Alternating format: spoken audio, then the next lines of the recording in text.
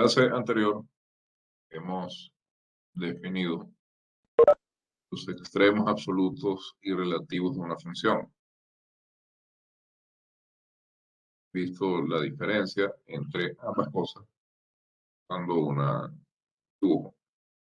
Hemos visto que los valores extremos de una función se pueden alcanzar en más. Entonces, vamos a ver cuáles son algunos criterios que podemos utilizar para encontrar los puntos donde se alcanzan estos valores extremos. ¿Sí? Y vamos a tratar de completar una serie de teoremas sobre el valor medio usando la derivada. En primer lugar,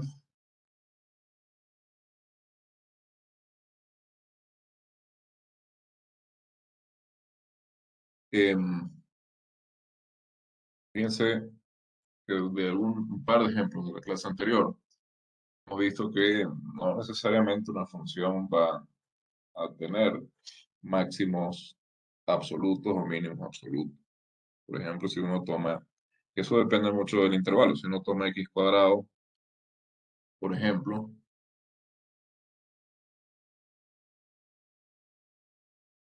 cuadrática en algún intervalo de esta forma, entonces fíjense que f tiene ciertamente mínimo cero, porque 0 es 0 y x cuadrado es mayor o igual que 0 para todo x perteneciente a este intervalo, ciertamente. Pero f no alcanza un máximo en el intervalo, y esto se debe a que la función f crece en el intervalo 0a, pero a pesar de que está acotada, fíjense que si yo tengo, esto significa que si yo tengo un punto x0 en este intervalo, entonces yo puedo encontrar siempre punto x1 que sea mayor que x0, y esto implica que f de x1 es mayor que f de x0. Entonces, si yo tengo un punto cualquiera en este intervalo, yo digo, bueno, aquí se alcanza el máximo. Eso es falso, porque yo puedo encontrar un punto entre ese punto y A, al que f de x en el nuevo punto sea mayor en el que yo dije que se alcanzaba el máximo. Entonces, si suponemos que f tiene un máximo 0a, alcanza un máximo de 0a, digamos en el punto C, 0a. Tenemos que existe algún punto, vamos a llamarlo C', 0a, con este C' mayor que C y menor que A. Por ejemplo, ustedes pueden escoger, por ejemplo, que C' puede ser el punto medio entre C y A. Y f en C' es mayor que f en C, por tanto, f de C no puede ser tal máximo. De manera que la función f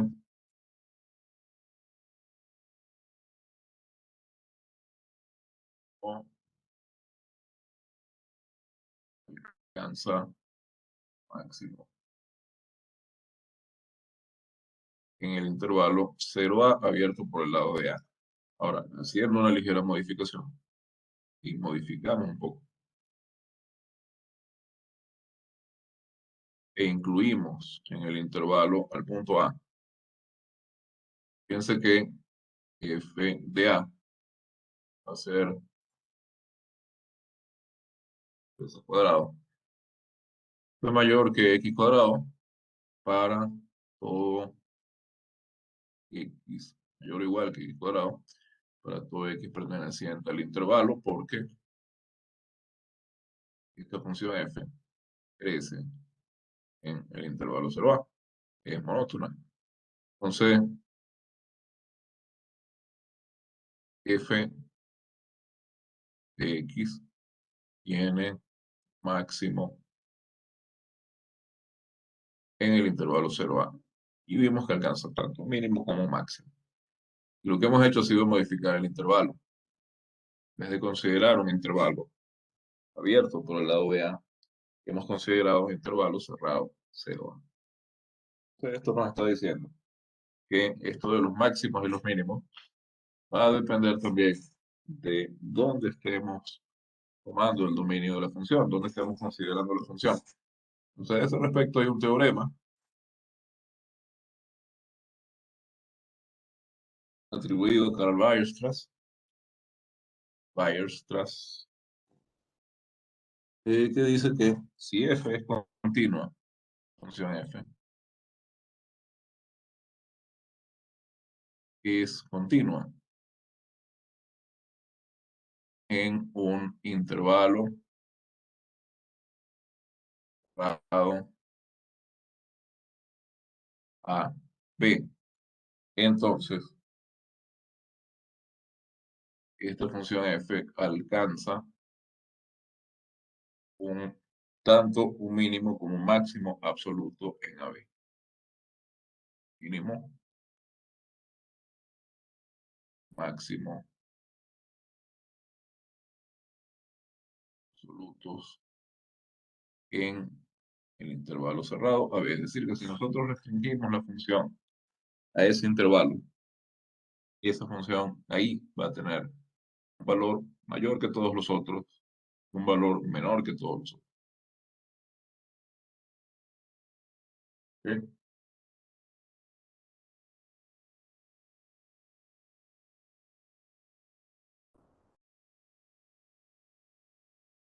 El teorema, vamos a ver hoy, que se atribuye a Karl Weierstrass.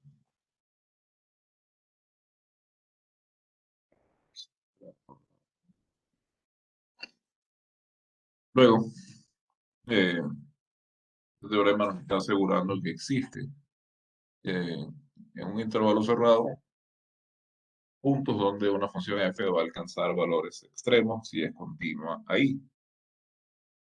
Eso depende del intervalo y depende también de la función. Si la función no es continua, entonces no podemos asegurar nada. Por ejemplo, si el intervalo no es cerrado,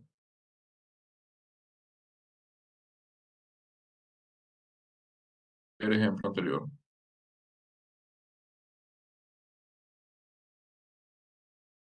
o la función no es continua,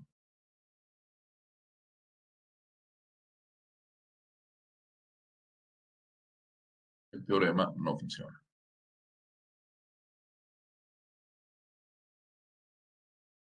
Y un ejemplo donde la función no es continua, por ejemplo, de la redundancia, 1 sobre x, digamos, en el intervalo -1, 2, por decir algo. Tenemos un intervalo cerrado, pero la función no es continua ahí porque no está definida en el cero. Ahí, la función no tiene un máximo y no tiene un mínimo. Fíjense, en las cercanías de cero, si nos acercamos por la derecha, la función se dispara al infinito. Si nos acercamos al infinito positivo, si nos acercamos por la izquierda al cero, la función se dispara al infinito negativo. Entonces, no tenemos ni máximo ni mínimo. Porque la función no es continua en el intervalo. Luego, fíjense, el teorema de Weierstrass nos dice que en efecto eh, esos valores extremos de una función continua sobre un intervalo cerrado existen. Y el teorema siguiente nos dice dónde podemos mirar en busca de estos puntos donde se alcanzan los valores extremos. Este teorema se atribuye a Pierre de Fermat. No es el teorema de Fermat clásico, sido por todos, lo conocen, deberían. Lo que es un teorema de Fermat, el teorema de Fermat, que dice que si f es una función definida, f una función definida en un intervalo abierto, a b, digamos, el intervalo está contenido entonces en el dominio de f. Entonces, este teorema dice que si f alcanza un extremo relativo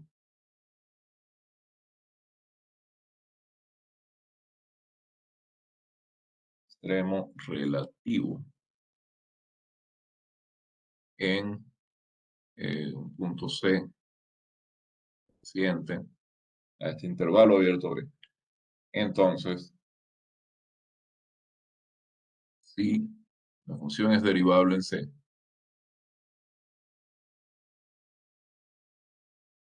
tenemos que la derivada de la función en C tiene que ser C.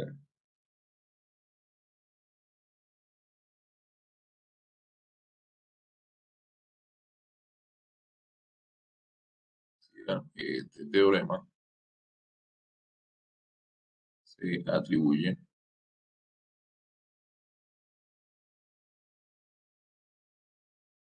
a Fermat.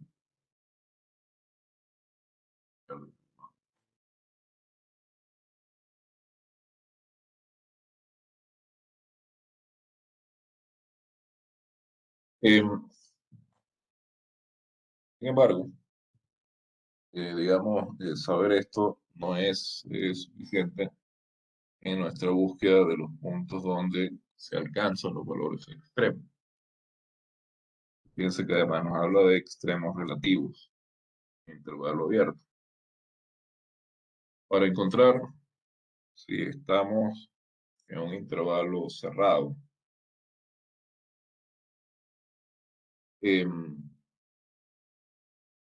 mínimos y máximos absolutos, necesitamos introducir el concepto de punto límite.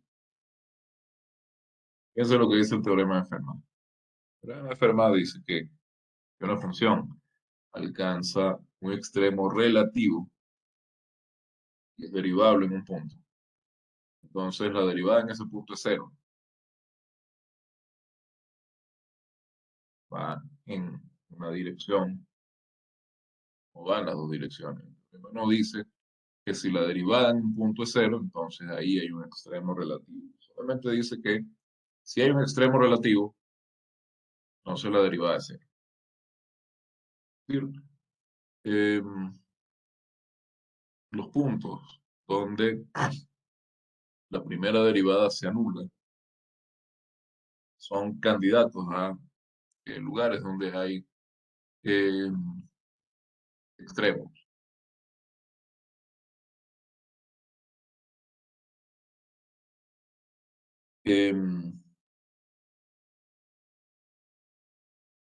Fíjense,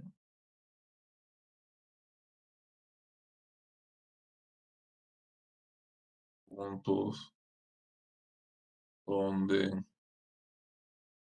la derivada se anula son candidatos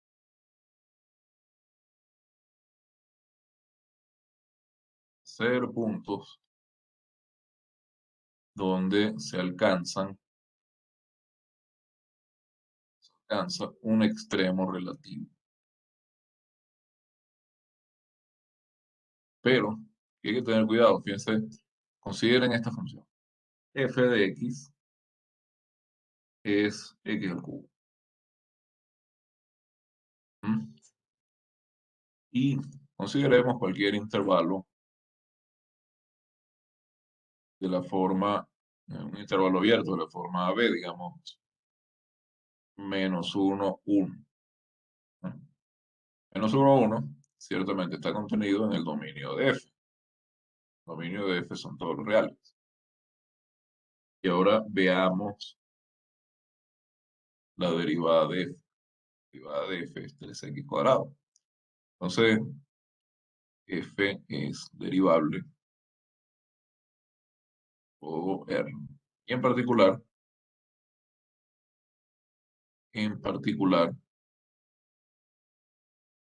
F' de 0 es 0.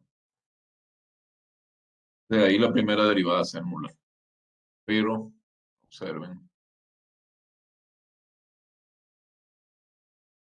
que la función F, estamos dando acá, es creciente en todo R.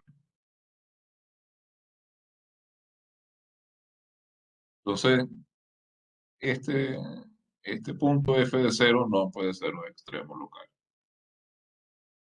Sí, F de 0 no es un extremo local. La función crece a lo largo de todo R. Para que fuera un extremo local, la función, por ejemplo, si f de 0 fuera un máximo, yo necesitaría que la función fuera creciendo hasta llegar a ser, empezar a decrecer. Eso no pasa.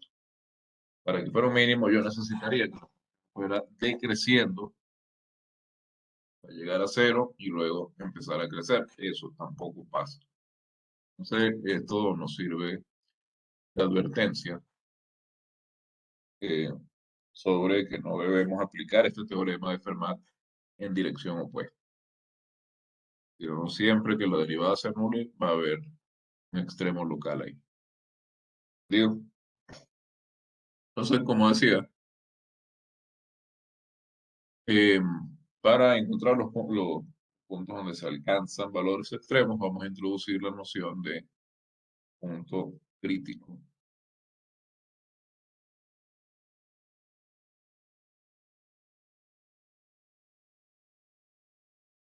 ¿Qué es un punto crítico de una función?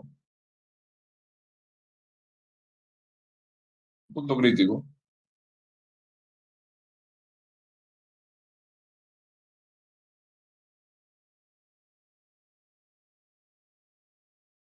de una función en un intervalo donde la función está definida es un punto,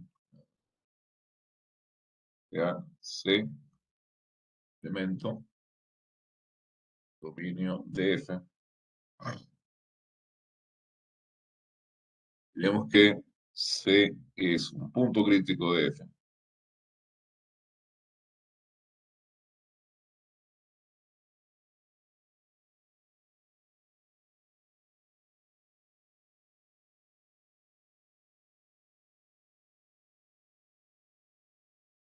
Crítico de F. Si o la función no es derivable en ese punto, o la función tiene derivada cero en ese punto. Prima en C es cero. En este caso vamos a decir que C es punto estacionario. Estacionario.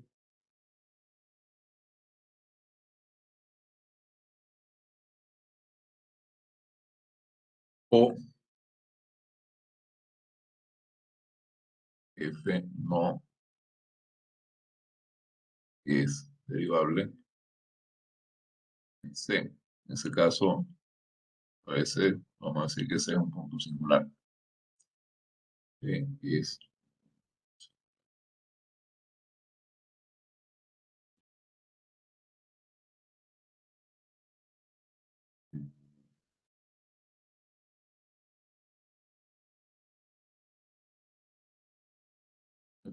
un, este nombre de punto singular,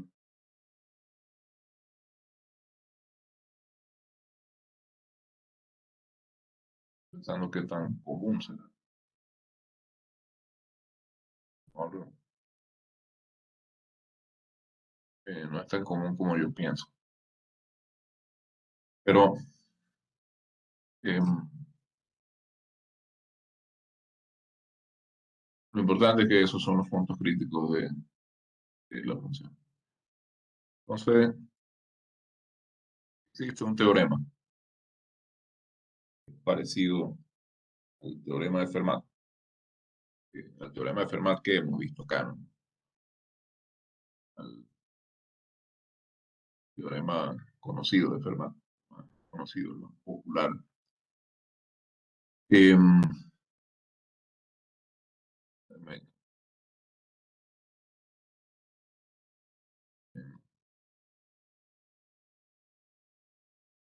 era algo, eh, sí, el punto singular no es una terminología exclusivamente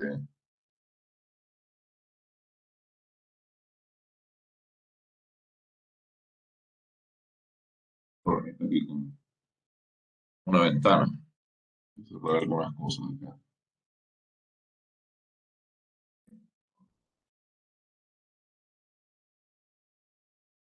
Ok. Sí, lo de punto singular es una terminología usada un poco más ampliamente.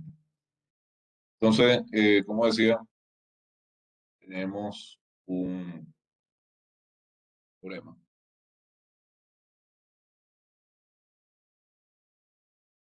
que dice que yo tengo una función continua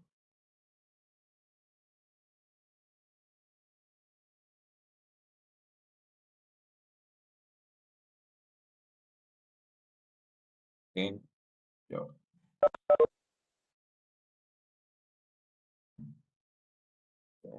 algo que el teorema de Weierstrass dice que si f es continua en un intervalo cerrado,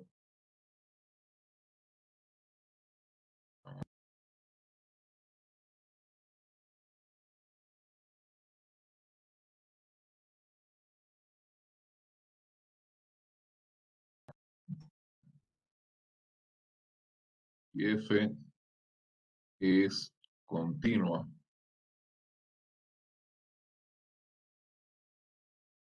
en el intervalo cerrado, a b. Entonces, por el teorema de Weierstrass, sabemos que ahí tiene un máximo absoluto y tiene un mínimo absoluto.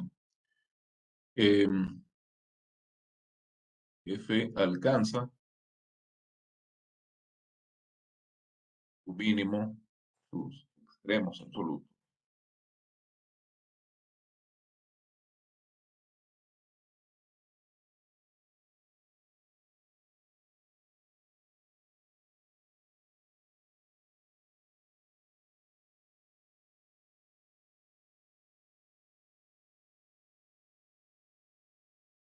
En el momento que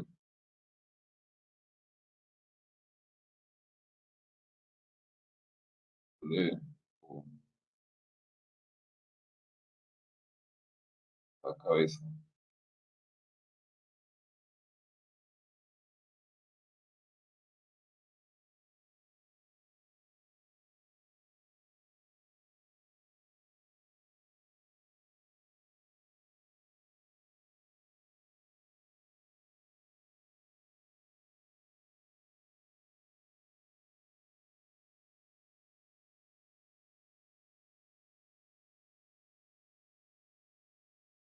Supongamos que F es continua, un intervalo cerrado B. Y supongamos que F alcanza un extremo absoluto en un punto C perteneciente a ese intervalo. Alcanza un extremo absoluto en C perteneciente al intervalo cerrado AB. Aunque sabemos que hay algún punto ahí donde la función va a alcanzar un extremo absoluto o alcanza el máximo absoluto, alcanza el mínimo absoluto. Entonces, se satisface alguna, exactamente, alguna de las siguientes, va a satisfacer más de una, pero se satisface alguna de las siguientes posibilidades.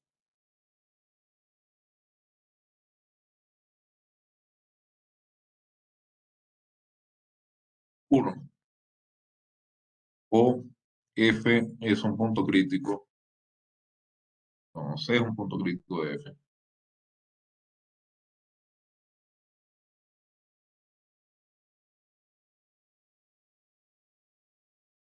o la otra posibilidad es que C sea alguno de los extremos del intervalo. C, un punto fronterizo. C, el intervalo AB. Este teorema que nos dice es que uno debe buscar los valores extremos absolutos de una función f sobre un intervalo cerrado en o bien puntos críticos o bien puntos fronterizos del intervalo. Pues los extremos se van a alcanzar solamente en esos puntos, puntos que tengan esas características. No se van a alcanzar en puntos del intervalo que no tengan esas características. Es decir, para que f alcance un extremo en C, o bien la derivada de f en C es cero, o bien la función no es derivable en C, o bien C es un punto de frontera del intervalo que estamos considerando. Bien,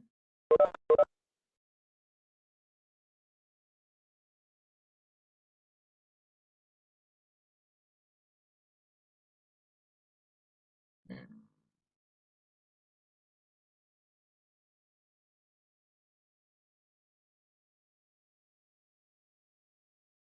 entonces, em, esto, cómo encontrar puntos extremos de una función en un intervalo cerrado, fue una de las cosas que resumí en uno de los videos que compartí con ustedes la clase anterior, daña del aula virtual de la semana anterior. Y ese método consiste en los siguientes pasos. Cómo determinar eh, los valores extremos, una función continua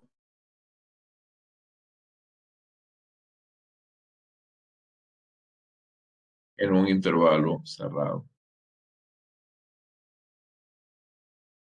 Es decir, un intervalo cuyos extremos son cuyos puntos de frontera son los puntos A y B. Entonces, primero,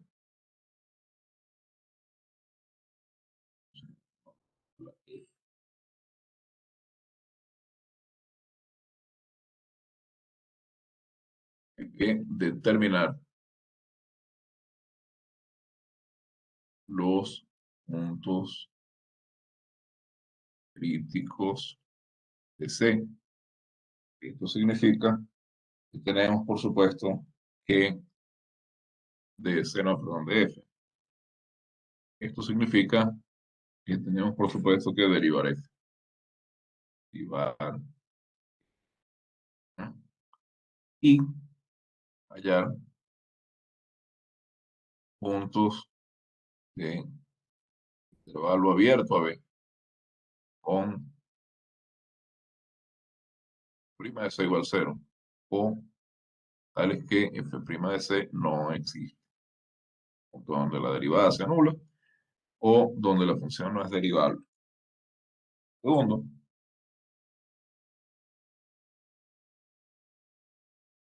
uno debe calcular f de c en cada tipo f. Eh, la función es una función que no es demasiado rara, porque no es constante. Estos puntos van a ser un conjunto finito de puntos del intervalo. Digo, una función que no es demasiado rara, porque, por ejemplo, hay una función definida por Weierstrass también, que no vamos a definir acá porque es un poco complicado para este curso. Pero existen ejemplos de funciones que son continuas, en todo un intervalo cerrado y no son derivables en ningún punto del intervalo cerrado. Entonces, pero esa es una función que es muy extraña, sumamente rara. Las funciones comunes que nosotros vemos en un curso normalito como este, todos los días, son funciones que no van a tener ese problema. Hay funciones que conocemos que, por ejemplo, son continuas en un punto y no son derivables ahí, como la función valor absoluto, pero es un punto solamente. Y eh, si la función es constante, por ejemplo, pues sí, la derivada es cero en todos los puntos del intervalo, pero digamos, ahí no hay mucho que hacer. Em, Ahí hay un valor que es a la vez máximo y mínimo y todo eso.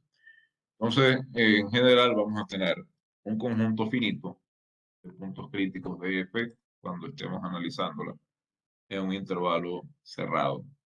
Bueno, vamos a calcular f en cada uno de estos puntos críticos y vamos a calcular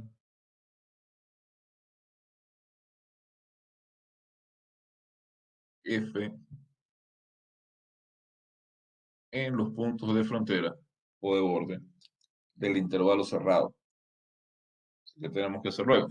Luego tenemos que comparar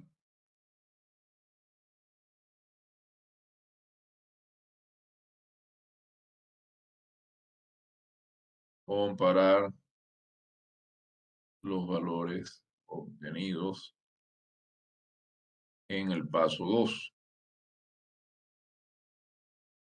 Mínimo absoluto f en intervalo cerrado a b es el mínimo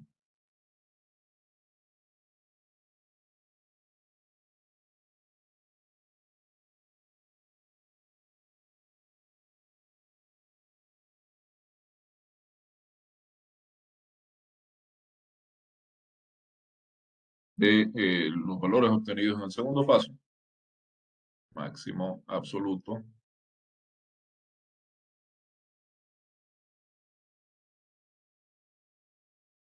es el máximo de los valores obtenidos.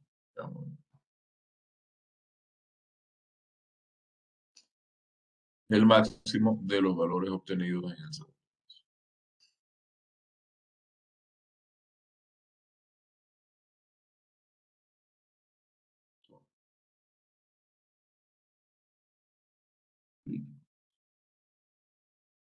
Entonces, eh, veamos, por ejemplo, qué ocurre con la siguiente función. Em,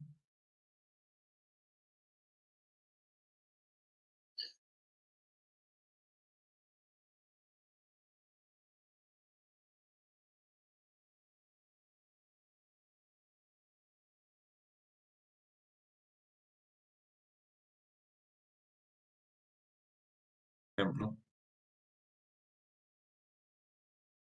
consideremos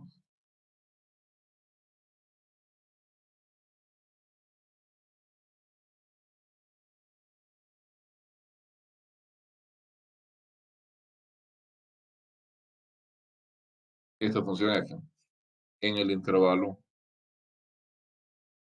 cerrado -3, 4.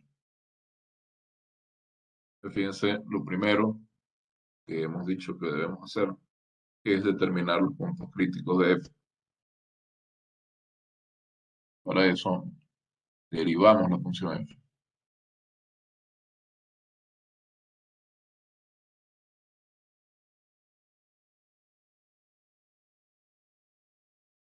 Y obtenemos la derivada que es la función 3x cuadrado menos 12. ¿Dónde están los puntos críticos acá? A ver si... no sé, queda 3x cuadrado menos 12. Fíjense, f es derivable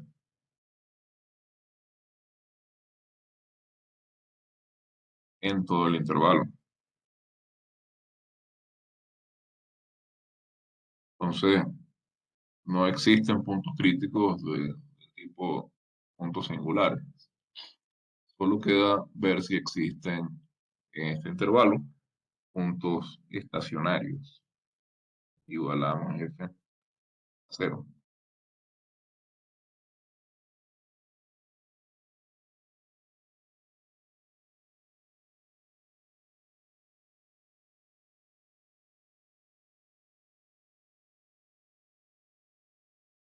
Y hallamos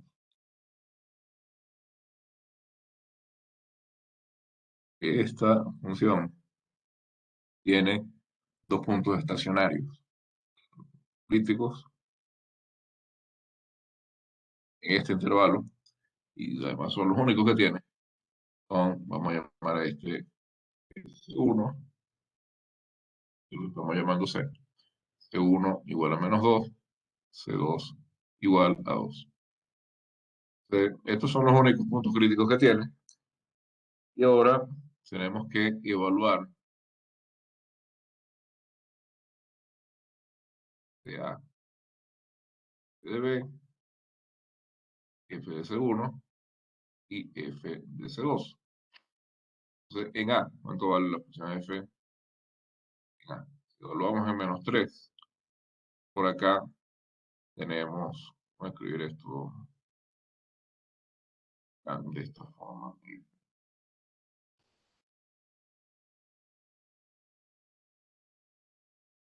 X. Si tomamos X como factor común, por supuesto es X por X cuadrado menos 2. Así podemos evaluar más fácil. Cuando evaluamos F, menos 3. Menos 3 por acá. Menos 9 menos 12. 3. Tenemos menos 9. Pues evaluamos F en B. Era 4. De 4. 4. 16 menos 12. 4. F de 4 es 16 también. F de menos 2 es menos 2. Queda 4 menos 12. ¿Sí? Todo al cuadrado. Es 4. Entonces esto por acá es menos 8 menos 2, 16. Y F en 2. 2 por y,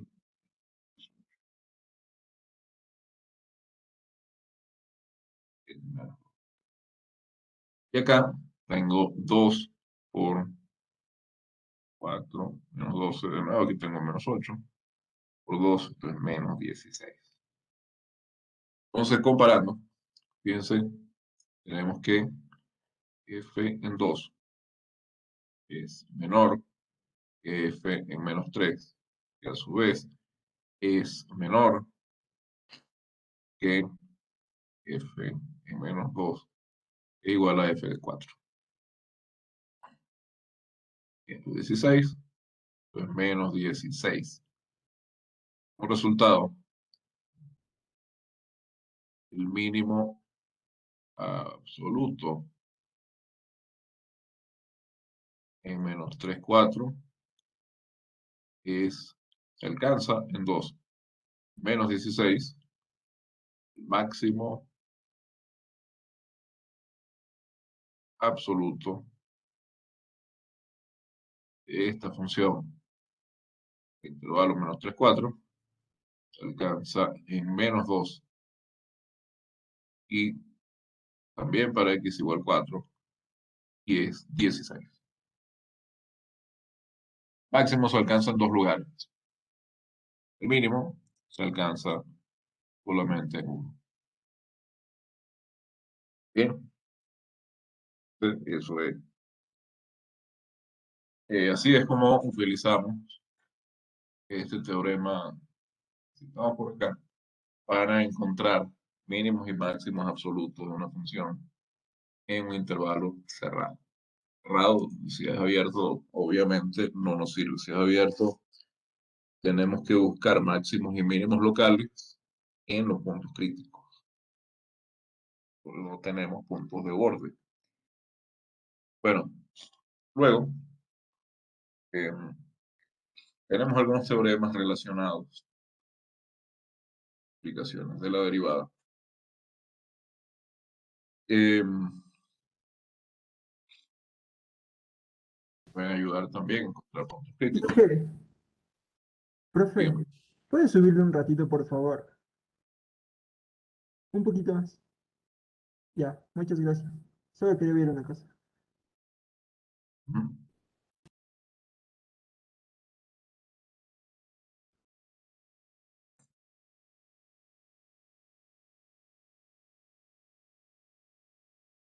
Ya, Inge, gracias. Ok.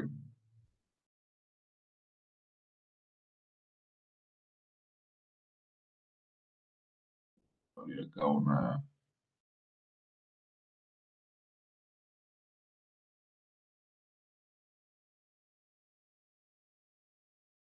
imagen que luego quiero mostrarles.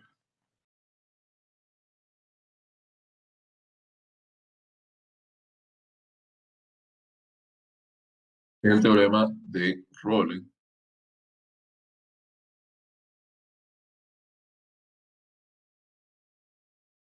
también conocido como teorema de anulación de la derivada. Realmente uno le dice teorema de Rowley. De Rowley.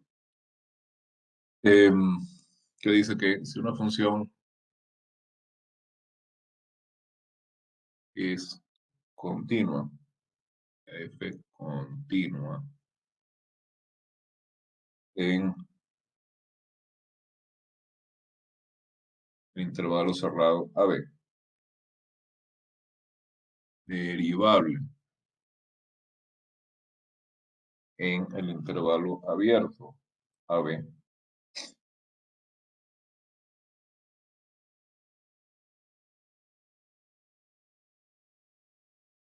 y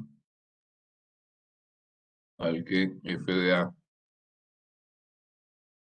y f de B son iguales,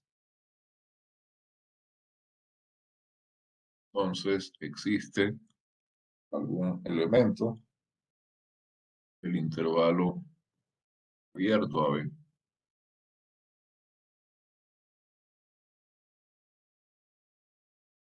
al que la derivada en C es cero.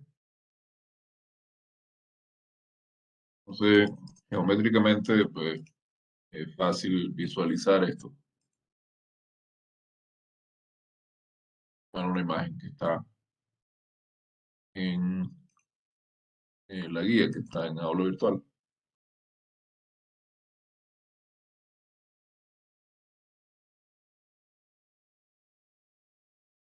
Fíjense, geométricamente lo que ocurre es que si f de A y f de B son iguales a la misma altura, porque pues, la función fue constantemente igual a f de A, que es igual a f de B, entonces la función no creció ni en un lado, ni decreció, ni nada, la derivada y es cero. O la función tuvo alguna variación. La función tuvo alguna variación, por ejemplo, si creció, como en este caso, en el caso de este dibujo. para volver a que f de b fuera igual a f de a, si la función creció, tuvo que decrecer en un punto. Ya tenemos un ejemplo donde la función crece, luego decrece, hasta pasa por debajo de f de b, y vuelve a crecer hasta llegar a, a ser igual en A y en B, ¿no? Entonces, si creció y decreció en el punto donde dejó de crecer y comenzó a decrecer, tenemos un punto donde la pendiente de la tangente es horizontal, o sea, ahí la derivada es cero. Lo mismo si la función decreció y en algún punto, pues por supuesto tuvo que volver a comenzar a crecer para volver a llegar a este punto f de b, ¿no? Si decreció y luego volvió a crecer, justo en el punto donde termina de decrecer y comienza a crecer, la pendiente de la tangente tiene que ser cero. La tangente es perfectamente horizontal. Entonces, en ese punto donde deja de crecer y comienza a crecer, la derivada es cero. Gráficamente, esto es lo que está pasando con el teorema de Rowley. Esta es la demostración, pero no lo vamos a hacer para no demorarnos demasiado.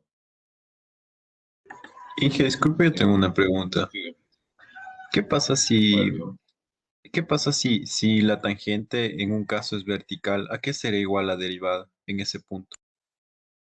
si la tangente en un punto es vertical, la derivada ahí no existe. La pendiente de una recta vertical es infinita. Gracias, Ahí, en Inge. ese caso, la función no es derivable de nada. Em, a ver, entonces, tenemos también teoremas que se deducen de las propiedades de las derivadas. Hay que hacer algunas aplicaciones. Algunos teoremas de valor medio. Por un lado tenemos el teorema de valor medio de Lagrange.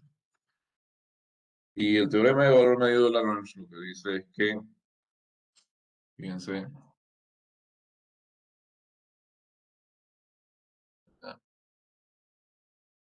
teorema,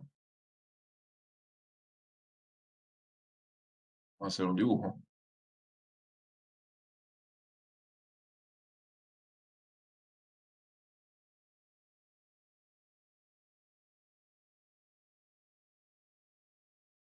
Lo que dice es, sí, vamos a hacer un dibujo acá.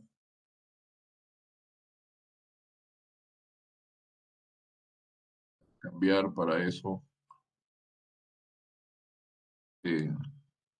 fondo cuadriculado, de manera que sea más fácil dibujar.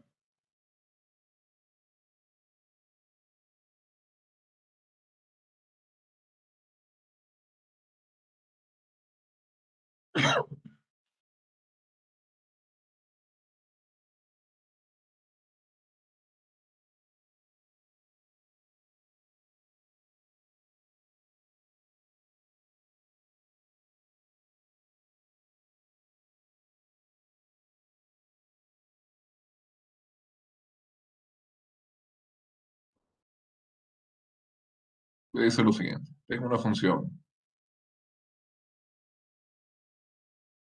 ida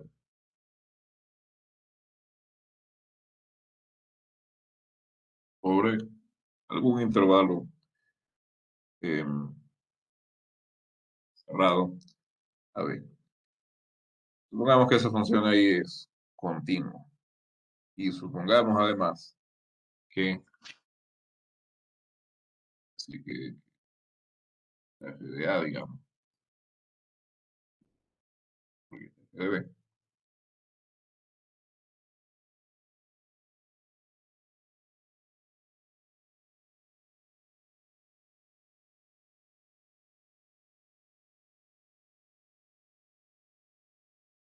y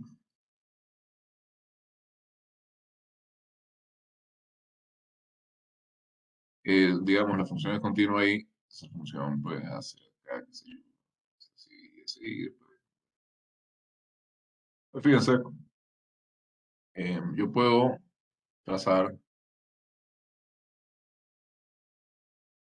una recta que pase por estos dos puntos.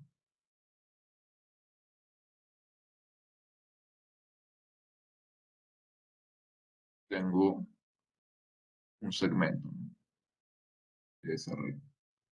Segmento de la recta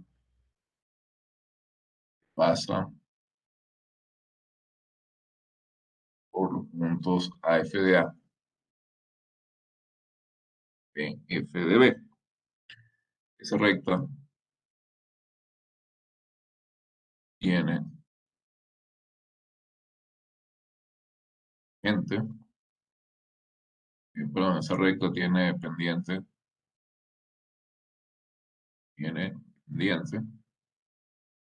a llamarla M. F de B menos F de A dividida para B menos A. Ahora,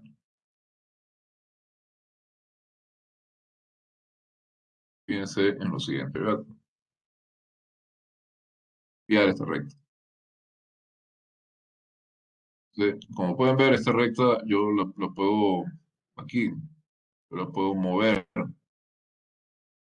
¿no?, de donde la copié, de manera que siga siendo paralela al segmento original. Y miren dónde la estoy viendo. Puedo hacer otra vez, volver a pegarla. Acá. La única manera en que la puedo mover es que siga siendo paralela a la recta original. Fíjense dónde la estoy poniendo ahora. Ver esto de colores. Ver esto, digamos, en azul. Y esto otro en verde.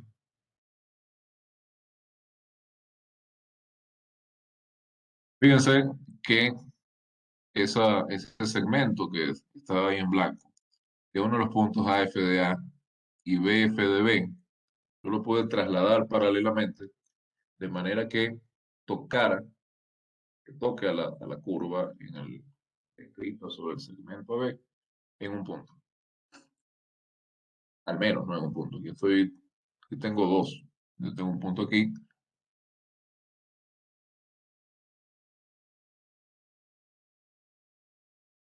Voy a llamar a este C sub 1.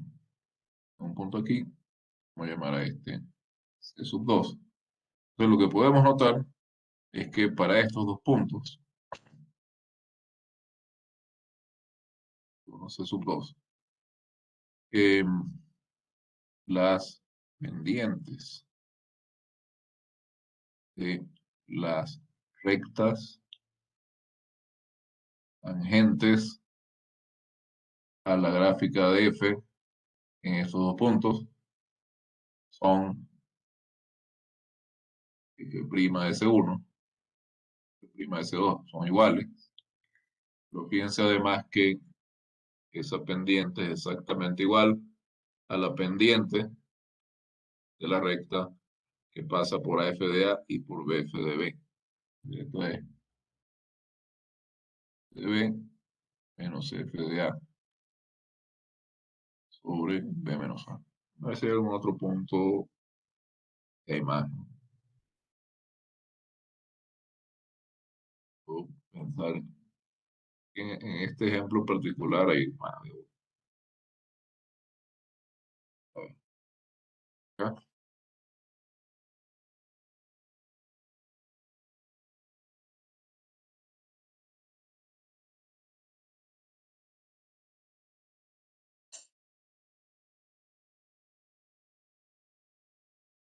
C3 acá también pasa lo mismo.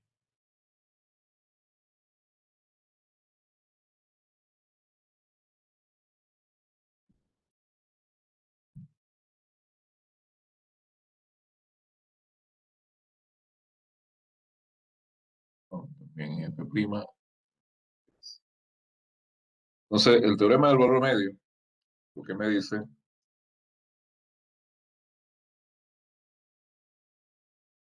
teorema es que si f es una función continua en un intervalo cerrado a b, f es continua en AB y es derivable en el intervalo abierto correspondiente, entonces existe al menos, ¿no? Cuando aquí hacemos este tipo de afirmaciones existenciales, cuando decimos existe un punto que hace tal cosa, lo que estamos diciendo es que por lo menos hay uno, puede haber más de uno, en este caso hay tres, de hecho, fíjense, estamos ubicando tres que hacen lo mismo, ¿cierto? Ah, cambiémosle el color a este para diferenciar también, con lo naranja.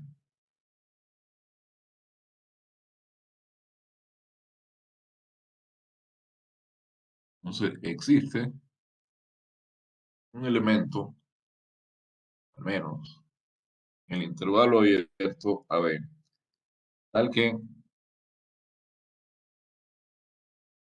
f de c, la derivada, perdón, de f en c, por b menos a es igual a f de b menos f de b. Es lo que estamos diciendo arriba, y es lo que estamos comprobando ahí, lo que estamos mirando gráficamente. Simplificación geométrica del teorema es un dibujito como ese que tenemos ahí.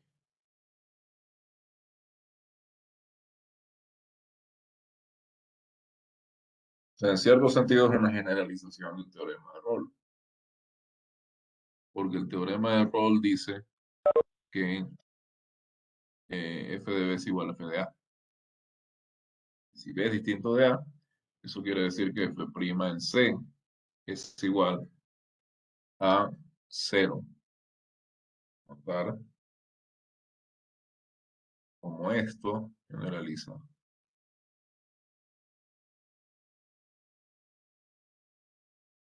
el teorema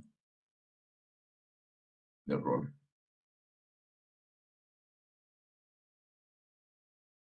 Bien, son las 12:04. Vamos a ver un momento. Seguimos las 12:10.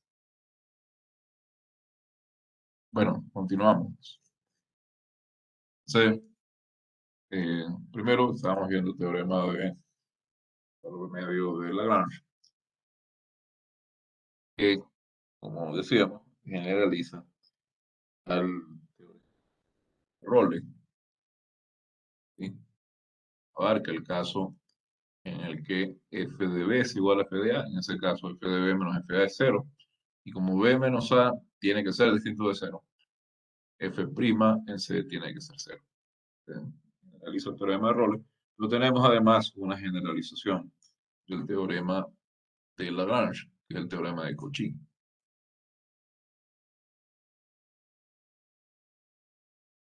Teorema del valor medio de Cauchy. Entonces, acá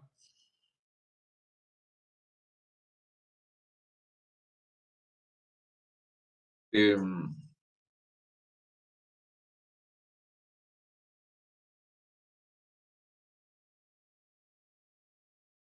teorema del valor medio de Cauchy dice que si uno tiene ahora dos funciones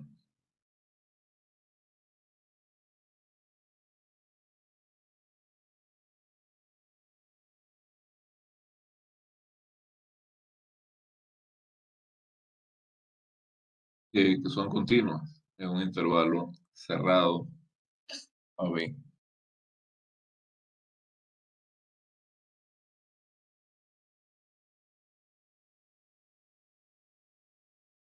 y que son derivables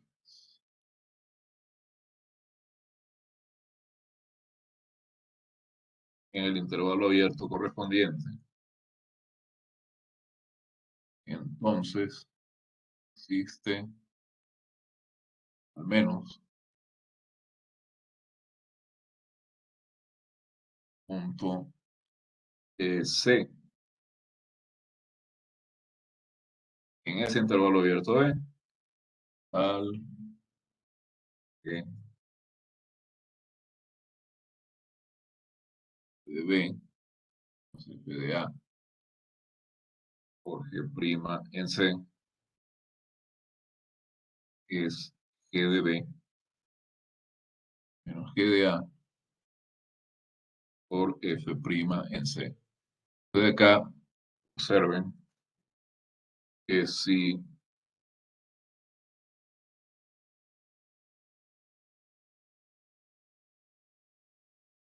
G de A y G de B son diferentes y G' en C es distinta de cero, entonces podemos escribir esto como F' en C. F' en C, ¿verdad? G de B, F de A sobre G de B menos G de A. Fíjense como caso del teorema de Rolles y el teorema de Cauchy, otros vimos una interpretación geométrica. Acá, ¿cómo sería esa interpretación geométrica? Consideren, por ejemplo, una función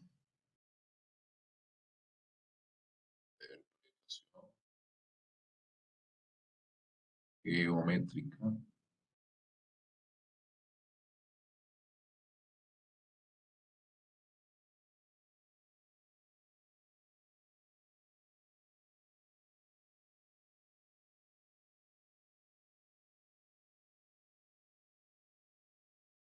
una función dada en forma, una curva dada en forma paramétrica. Ahí tenemos dos funciones. Tenemos una función f y tenemos una función g. La función f nos da el valor de x, la función g nos da el valor de y. Supongamos que ambas funciones son continuas en AB y continuas en AB y derivables en el intervalo abierto AB.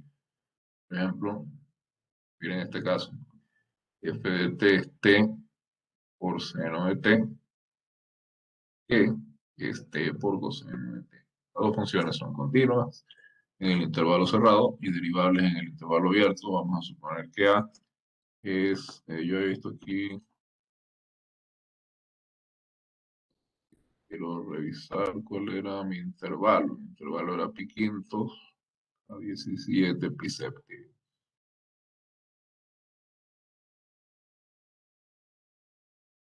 Quintos en 17 séptimos. ¿Cómo luce eso?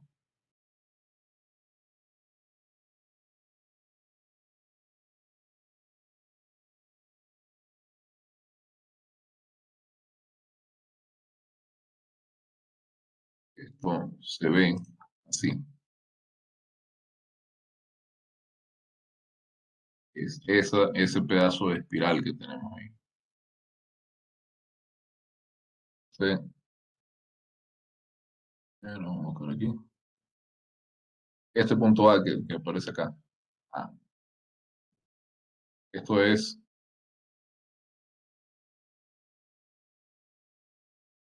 este punto de coordenadas f de a, g de a. Y este punto B es el punto de coordenadas f de b, g de b. Esto que tenemos acá. Entonces, fíjense que por acá yo tengo un punto usualmente justo en el eje Y. Esta recta.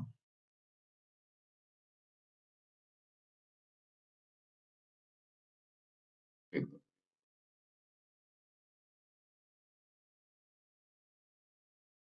Fíjense la pendiente de la recta que pasa por A y por B.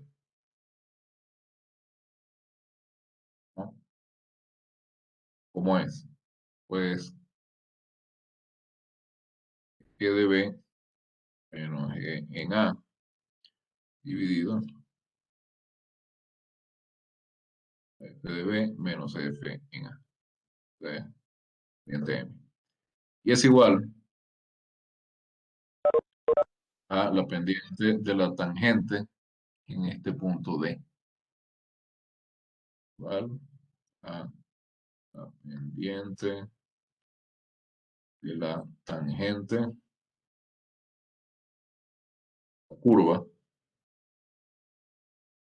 en D. Este D, pues, es algún punto F de C, G de C, C, algún elemento en el intervalo abierto a B. Y nosotros sabemos cómo es esa pendiente. Esa pendiente es la derivada de Y con respecto de X. Y la derivada de Y con respecto de X es simplemente evaluado en T igual C. Eso es simplemente la derivada de E respecto de T. ¿Listo? Dividido para la derivada de F respecto de T. Esto evaluado en T igual C.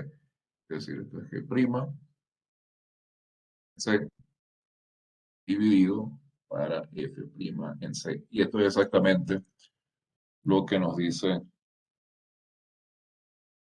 bueno, no es exactamente lo que nos dice el teorema, lo que nos dice el teorema, pero al revés. Esto nos está diciendo que F' en C dividido por F' en C es G de B menos G de A dividido para F de B menos F de A. Pero suponiendo que aquí ninguna de estas cuatro cosas es cero, aquí pues tenemos que se verifica lo que dice el teorema de valor medio generalizado. Esto viene siendo la interpretación geométrica. Así este nos es de utilidad, digamos, en el caso de funciones definidas paramétricamente. Definidas paramétricamente. ¿Una pregunta?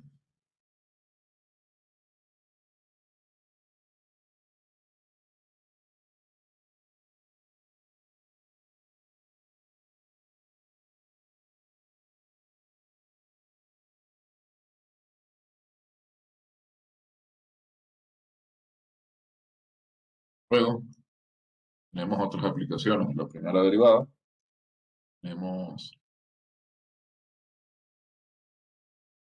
primera derivada y monotonía.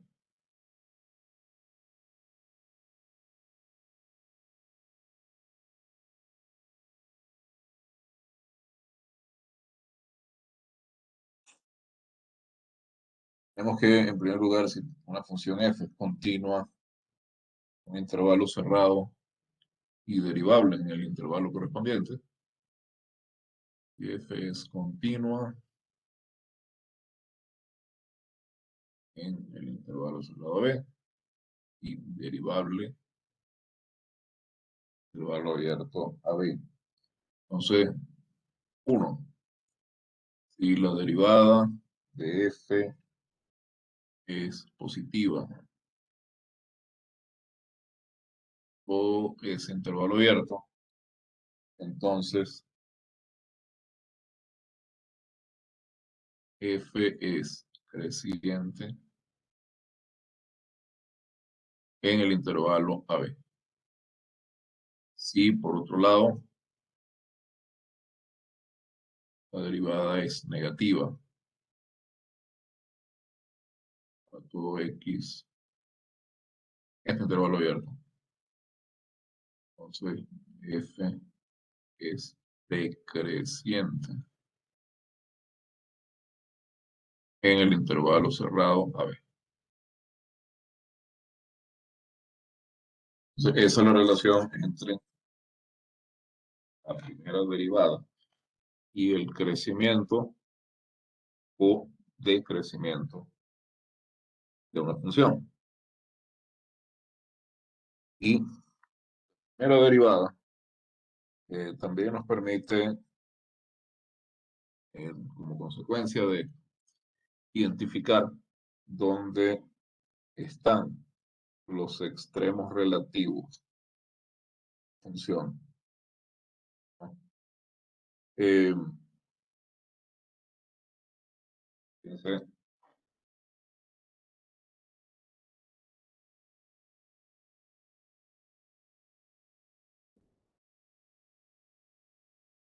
yo tengo una función que es derivable en un intervalo abierto, tiene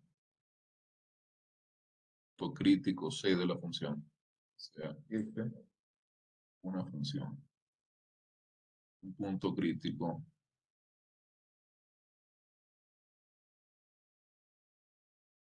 C, ¿no?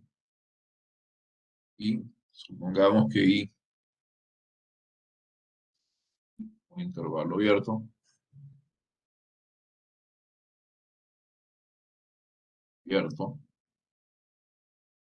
que contiene C, al que F es derivable en I.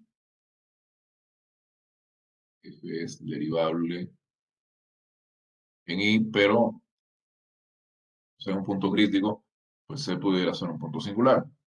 Entonces, vamos a hacer una posible excepción. Salvo, posiblemente,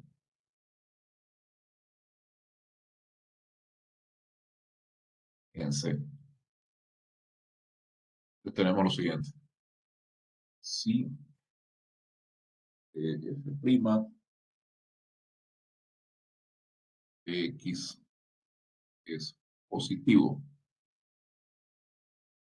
para todo X en Y, con X menor que C, y F' de X es negativo para todo X en Y mayor que C, que es lo que tenemos. Tenemos que la función está creciendo hasta llegar a C. Es creciente para todo punto en el intervalo que es menor que C. Y después, para sobre el intervalo, digamos, sobre el intervalo que va desde C hasta el extremo derecho de I, la función es decreciente. La función está creciendo primero y decreciendo luego. Eso quiere decir que la función llegó a algún punto donde tocó un máximo. ¿Okay? Entonces, si pasa esto, entonces F de C es máximo local.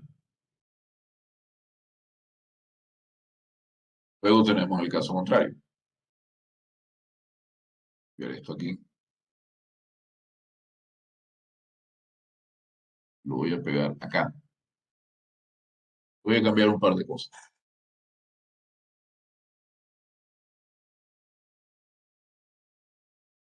Y voy a poner que F' es negativa. Y voy a poner que F' es positiva. Si F' es negativa para todo X y menor que C.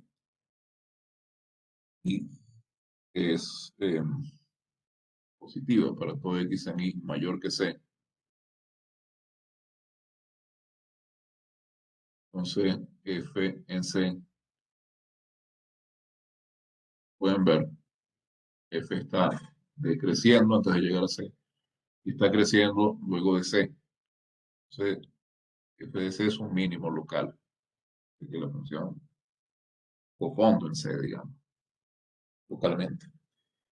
Pero si el signo de F no cambia,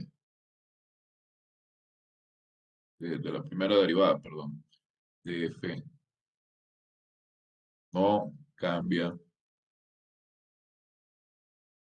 en todo I,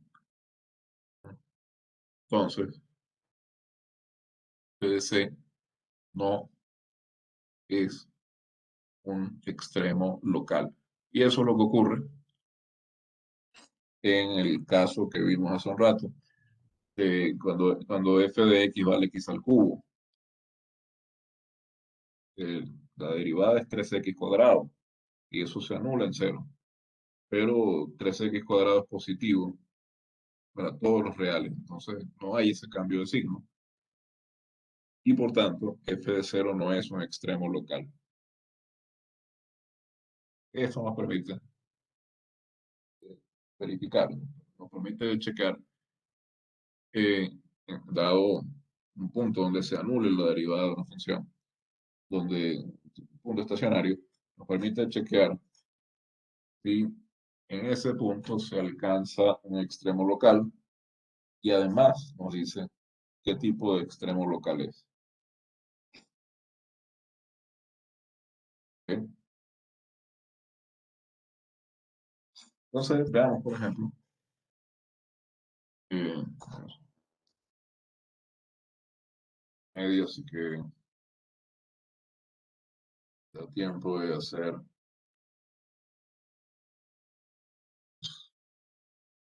ejercicio.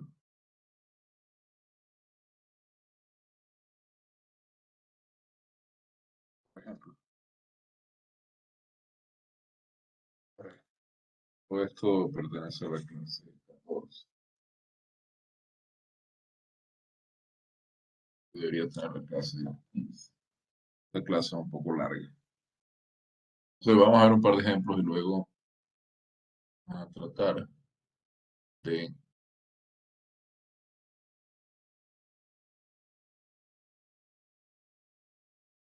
cubrir algo del material de la clase 15 que esperaríamos. Entonces, fíjense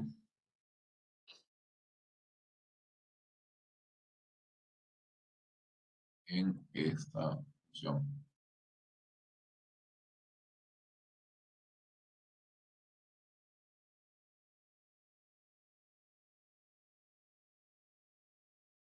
Con la función que a la menos x menos 5 al cuadrado medio. Entonces, primero, queremos mostrar que f tiene un máximo relativo en x igual 5.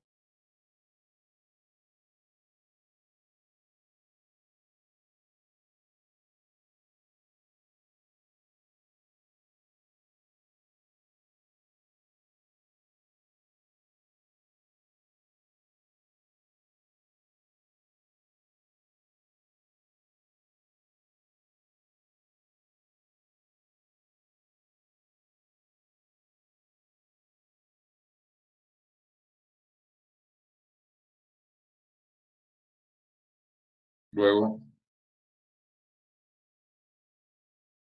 debemos mostrar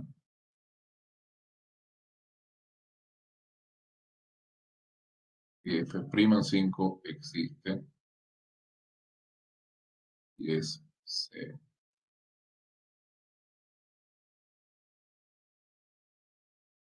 Entonces, ¿qué dice la definición? La definición, máximo relativo o local. Dice que hay que encontrar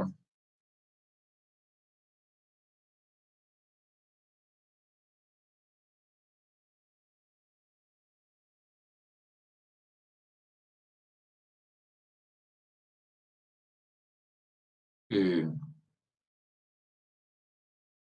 definición, dice que debemos hallar un intervalo abierto, abierto, que digamos I, que contenga J, que contenga a 5, perdón.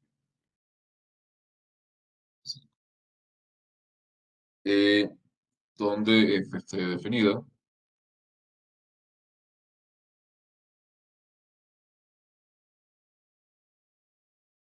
y además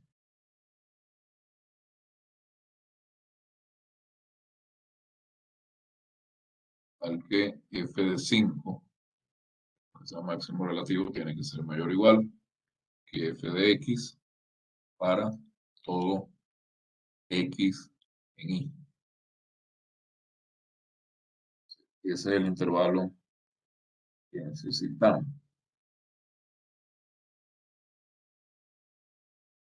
Entonces, fíjense,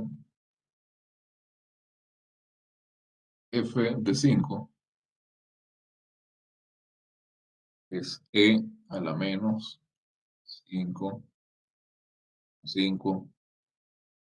cuadrados dividido para 2. Esto es, por supuesto, igual a 0. El a 0 es 1, que es lo que nosotros estamos buscando. Buscamos un intervalo y, ¿cierto? Al que f de x sea menor o igual que 1 para todo x perteneciente a este intervalo. O lo que es lo mismo, al que e a la menos de la 5 menos x. No era x menos 5. Pero 5 menos x al cuadrado es lo mismo que x menos 5 al cuadrado.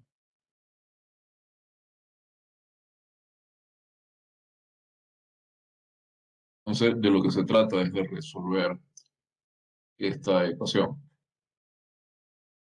Y lo que tenemos que hacer es simplemente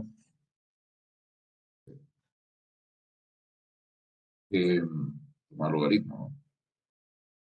Logaritmo nos queda menos x menos 5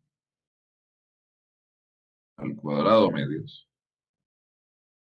El lado izquierdo, tomamos logaritmo de e a la cierto exponente, nos queda solo el exponente. Y si tomamos logaritmo de 1, que es lo que nos toca hacer del lado derecho, queda 0. Pues, tomando logaritmo lado.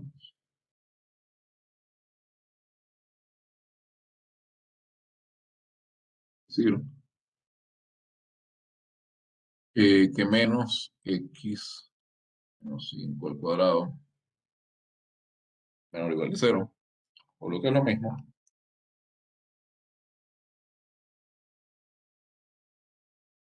que el valor absoluto, perdón, que x menos 5 al cuadrado es no negativo. Tomando raíz a ambos lados, acá nos queda el valor absoluto de x menos 5.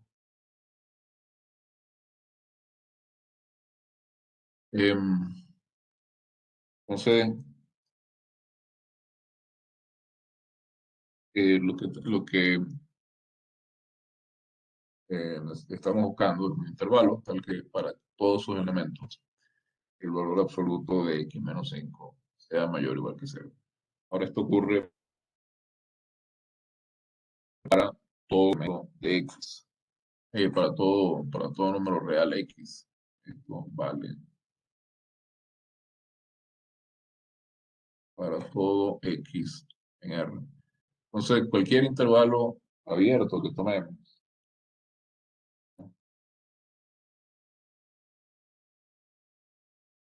entonces, para cualquier intervalo abierto y que contenga a 5, tenemos lo que queremos. Se tiene que f de x es menor o igual que f de 5. Entonces, por aquí estamos demostrando que 5 es un máximo relativo, ¿sí? Por definición, que f de 5 es máximo relativo de f. Pero además, ¿no? Vemos que esto vale para cualquier X en R. Entonces, por esta última línea, tenemos que P de 5 es, además, el máximo absoluto de la función f en todos los reales.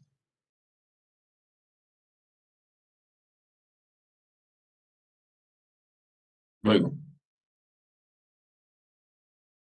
nosotros queremos, claro, que en ese punto donde se alcanza un máximo la derivada se anula, pero es sencillo porque lo que tenemos que hacer es derivar, ¿vale?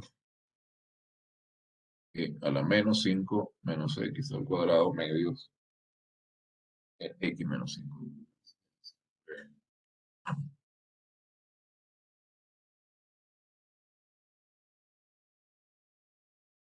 Entonces, acá pues es muy fácil, usando la regla de la cadena, darnos cuenta que esto es e para misma función, pero ahora tenemos que multiplicar por la derivada de menos x menos 5 al cuadrado medios. Entonces, la derivada de no, es por derivada con respecto a x de menos 5 al cuadrado medio. Regla de la cadena. Esta otra derivada, usando la regla de la cadena,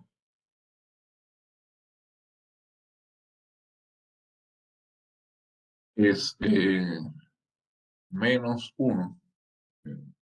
Vamos, el exponente nos queda 2 por x menos 5 eh, la 1. Dividido para 2, el 2 se cancela con 2.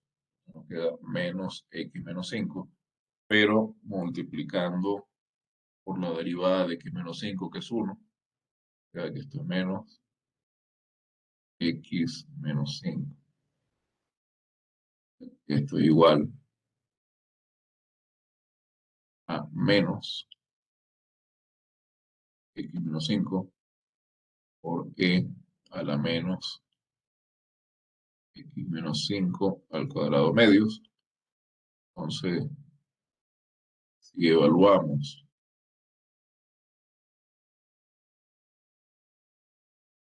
en x igual a 5, este factor de x menos 5 se anula. Y como ese factor está multiplicando e a la menos x menos 5 al cuadrado medio, toda la derivada de 0. En efecto, tenemos un punto donde la función alcanza un extremo relativo que hemos visto, es un extremo global, y en ese punto, como nos dice el teorema de el de Fermat, el de el teorema, este teorema que hemos citado de Fermat al principio de la clase, ahí donde se alcanza este punto extremo, la derivada de la función se anula.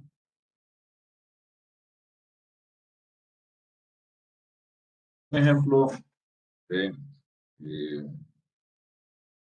la utilidad de los teoremas de valor medio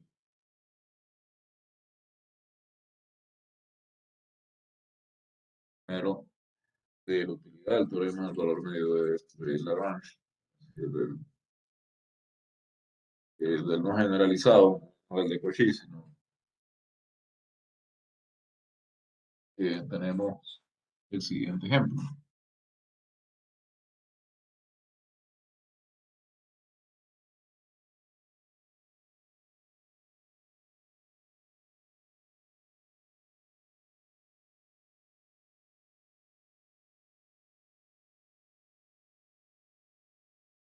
Supongamos que tenemos un número real A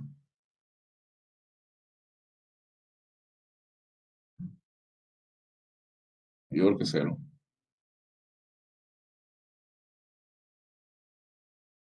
Y tenemos por otro lado un entero, un número natural,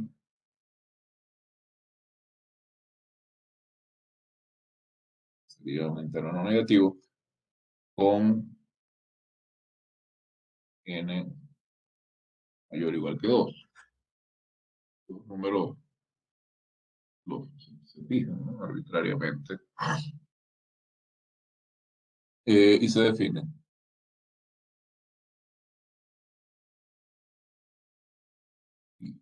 Pero cualquier número que satisfagan esa condición.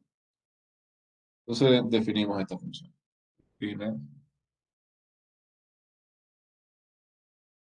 función que va de 0 a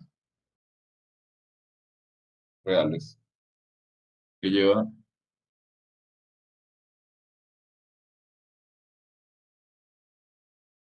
x en 1 más x a la n menos 1 más nx. Esto es un polinomio, ¿no? De x es 1 más x a la n menos 1 más nx. Esta función, por ser un polinomio, es continua en todos los reales y es derivable en todos los reales. En particular, f es polinomial.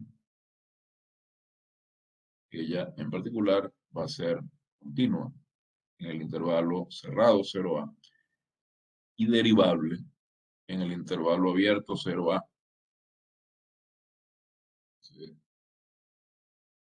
Es continua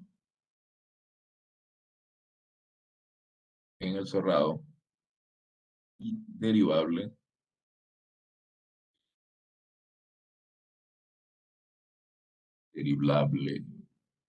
derivable en el abierto 0a.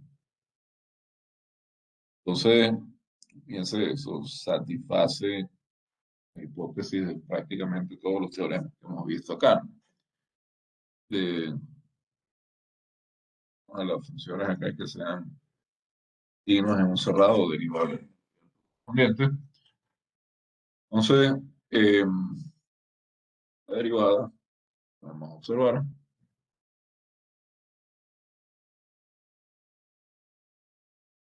si aplicamos la regla de la cadena, pues n más x a la n menos 1 por la regla de la potencia, por la derivada de x con respecto de x que es 1, menos la derivada de esta suma de binomio, la derivada de 1, 0 y la de nx es, por supuesto, n. Entonces, fíjense, el teorema del valor medio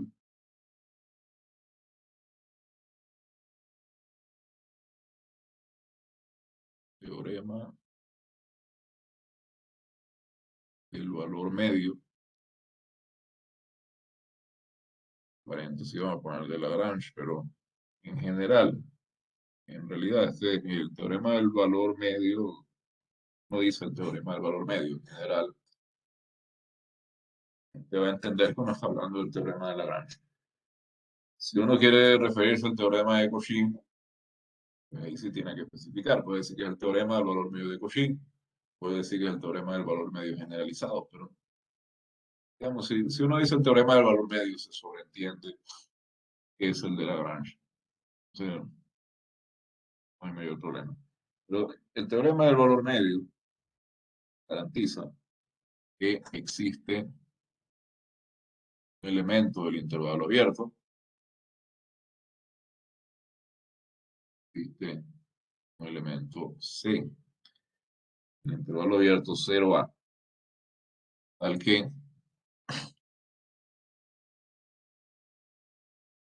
f'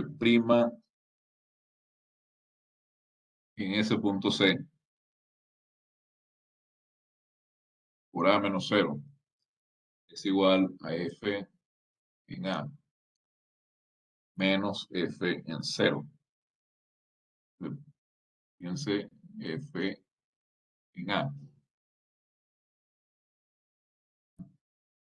es 1 más a la n menos 1na. Y f en 0 es 1 a la n menos 1 más n por 0. Entonces f en 0 es 0.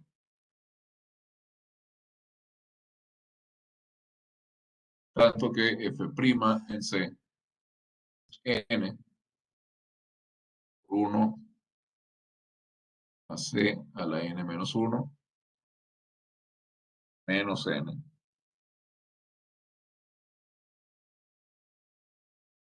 multiplicado por a. Y como vimos, f en 0 es 0.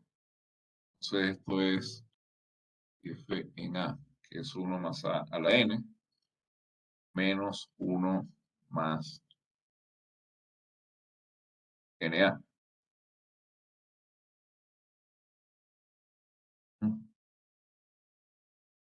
Entonces, mirando el lado izquierdo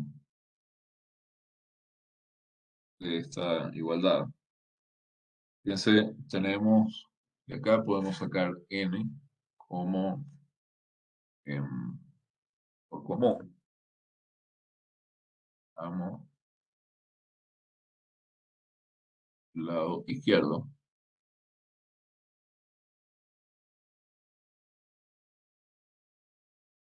Entonces, por acá tenemos que 1 más c, la n menos 1, por la n acá, ¿no? Em,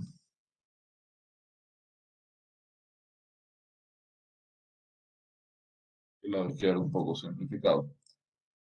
Entonces, fíjense que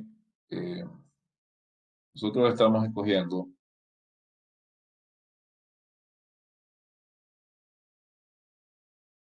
A positivo.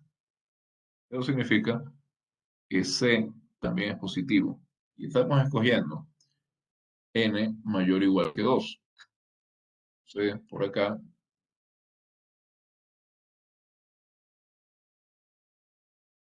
vemos que C está acá en este intervalo. O sea, en el intervalo 0A. Entonces, 1 más C, por supuesto, va a ser mayor o igual que 1. Y por otro lado, pues nosotros tenemos que N es mayor o igual que 2. Por lo tanto, el exponente este n-1 que tenemos para 1 más c es mayor o igual que 1.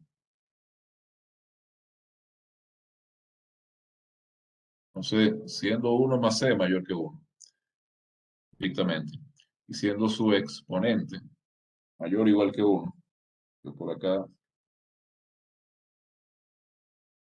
por tanto,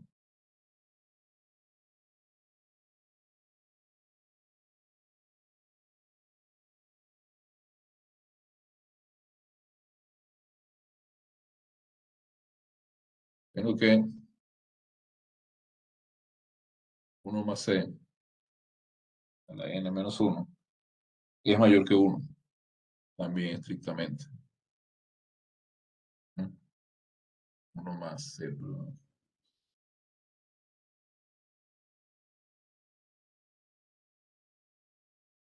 ¿Sí?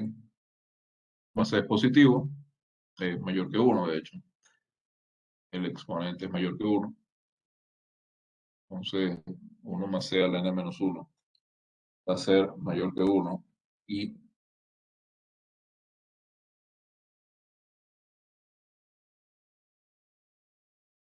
aquí tenemos que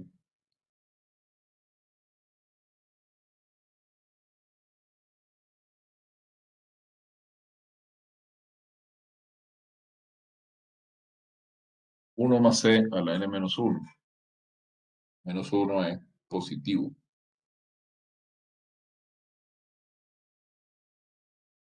Entonces,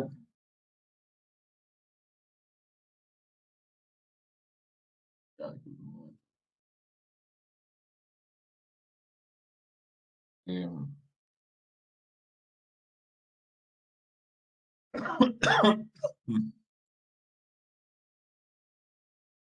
vale, bueno, entonces, eh,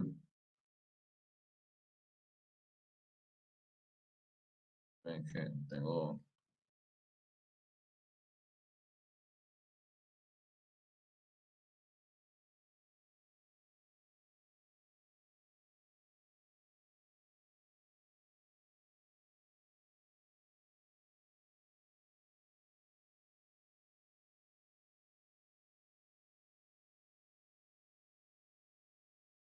digamos, esta igualdad, el lado izquierdo,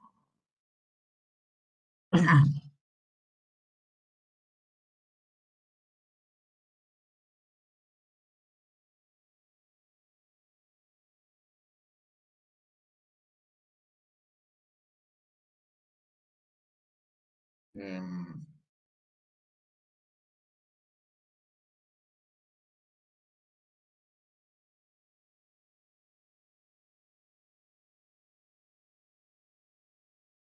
acá, nosotros podemos sacar este n de acá, nos queda NA, por, está viendo aquí el lado izquierdo, sí,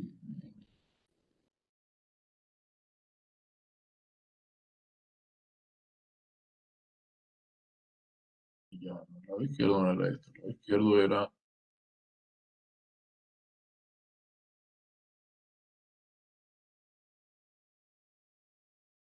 cuidado de escribir ese, de restarle ese uno ahí, si estoy tomando n como factor común, obviamente me queda uno. Entonces tenemos que NA, 1 más C a la n más 1, más 1. Viendo que esto es positivo, como tanto n como a son positivos, es mayor que cero.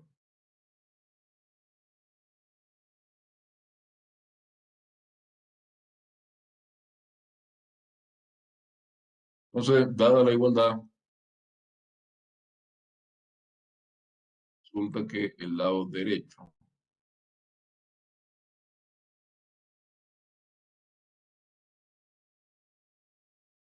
es también mayor que cero y en consecuencia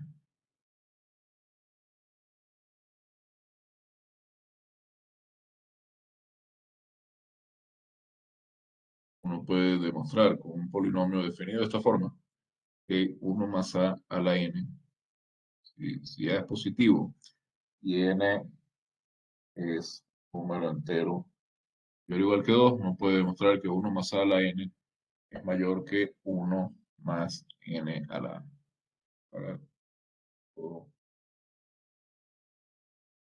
real positivo a y todo n entero positivo mayor o igual que 2.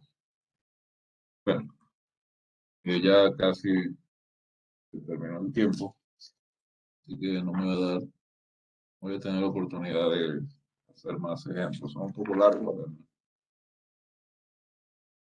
Em, el lunes que viene es el examen, misma, la misma forma que la prueba anterior. Voy a procurar, por supuesto, tener sus exámenes, sus pruebas corregidas antes de eso, del lunes, no he terminado. Em, y se va a cubrir hasta la clase 13, que es la clase de recta tangente a una curva en un punto, recta tangente y recta normal. El examen llega hasta ahí.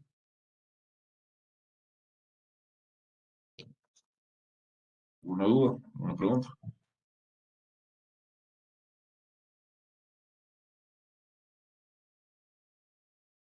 Ah, Inge, tal vez sabe cuántos ejercicios son en la prueba. más o menos la misma estructura del anterior.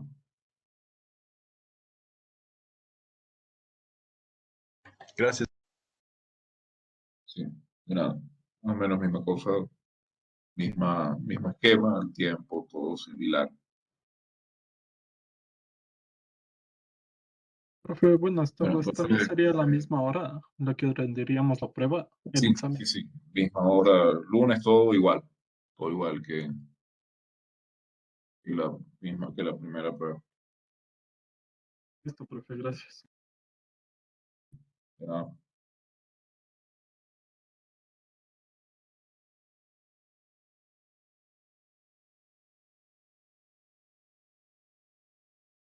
Bien, entonces si no hay más preguntas, eh, continuamos el próximo viernes. Tengan una feliz tarde de todos.